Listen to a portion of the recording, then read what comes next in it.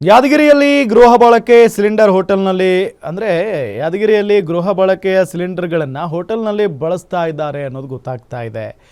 ಹೋಟೆಲ್ಗಳಲ್ಲಿ ಗೃಹ ಬಳಕೆ ಸಿಲಿಂಡರ್ ಪತ್ತೆ ಹಚ್ಚಿದ್ದಾರೆ ಅಧಿಕಾರಿಗಳು. ಯಾದಗಿರಿಯಲ್ಲಿ ಹೋಟೆಲ್ನವ್ರಿಗೆ ಏನಾದರೂ ಬುದ್ಧಿ ಇದೆಯಾ ಇಲ್ವಾ ಗೊತ್ತಿಲ್ಲ. ಈಗ ಮೂರನೇ ಬಾರಿಗೆ ನಾವು ಈ ರೀತಿಯಾದಂಥ ಸುದ್ದಿ ಓದ್ತಾ ಇರೋದು.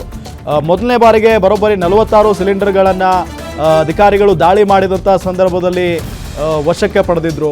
ಅದಾದ ನಂತರ 3 ಅಥವಾ 4 ಸಿಲಿಂಡರ್ಗಳನ್ನು ವಶಕ್ಕೆ ಪಡೆದಿದ್ರು. ಈಗ ನೋಡಿದ್ರೆ 7 ಸಿಲಿಂಡರ್ಗಳನ್ನು ಜಪ್ತಿ ಮಾಡಿದಾರಂತೆ ಅಧಿಕಾರಿಗಳು. ಸೊ ಇದು ನಿರಂತರವಾಗಿ ನಡೀತಾನೆ ಇದೆ. ಮೊದಲೇ ಗೃಹ ಬಳಕೆಗೆ ಬಹಳ ಮುಖ್ಯವಾಗಿ ಬೇಕಾಗಿರೋದು ಗ್ಯಾಸ್ ಸಿಲಿಂಡರ್ಗಳು.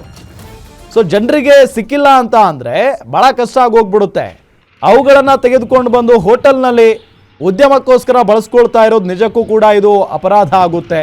ಸೊ ಆ ನಿಟ್ಟಿನಲ್ಲಿ ಕಠಿಣ ಕ್ರಮವನ್ನು ತೆಗೆದುಕೊಳ್ಬೇಕಾಗಿದೆ. ಬಿಕಾಸ್ ಯಾದಗಿರಿ ಜಿಲ್ಲೆ ಅಂತ ಬಂದಾಗಲೇ ಅಥವಾ ಯಾದಗಿರಿ ಸಿಟಿ ಅಂತ ಬಂದಾಗಲೇ ಇದು ಮೂರನೇ ಸುದ್ದಿ, ಮೂರನೇ ಬಾರಿ ಈಗ ದಾಳಿ ಆಗಿರೋದು.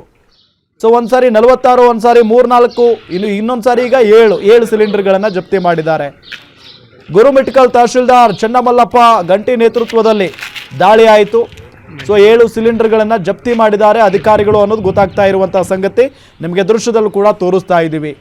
ಸೊ ಇದೇ ರೀತಿಯಾಗಿ ಇನ್ನೂ ಎಷ್ಟು ಹೋಟೆಲ್ಗಳಲ್ಲಿ ಗೃಹ ಬಳಕೆಯ ಸಿಲಿಂಡರ್ಗಳನ್ನು ತೆಗೆದುಕೊಂಡು ಹೋಗಿ ವಾಣಿಜ್ಯೋದ್ಯಮಕ್ಕೆ ಬಳಸ್ಕೊಳ್ತಾ ಇದ್ದಾರೋ ಏನೋ ಗೊತ್ತಿಲ್ಲ.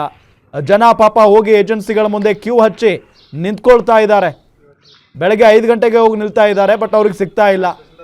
ಬುಕ್ ಮಾಡಿದ್ರು ಕೂಡ ಸಿಗ್ತಾ ಇಲ್ಲ ಸಿಲಿಂಡರ್ಗಳು. ಯಾಕೆ ಅಂತ ಅಂದರೆ ಈ ರೀತಿಯಾಗಿ ಹೋಟೆಲ್ಗಳಲ್ಲಿ ಗೃಹ ಬಳಕೆಯ ಸಿಲಿಂಡರ್ಗಳನ್ನು ಬಳಸಲಾಗ್ತಾ ಇದೆ ಅನ್ನೋದು ಬಹಳ ಸ್ಪಷ್ಟ.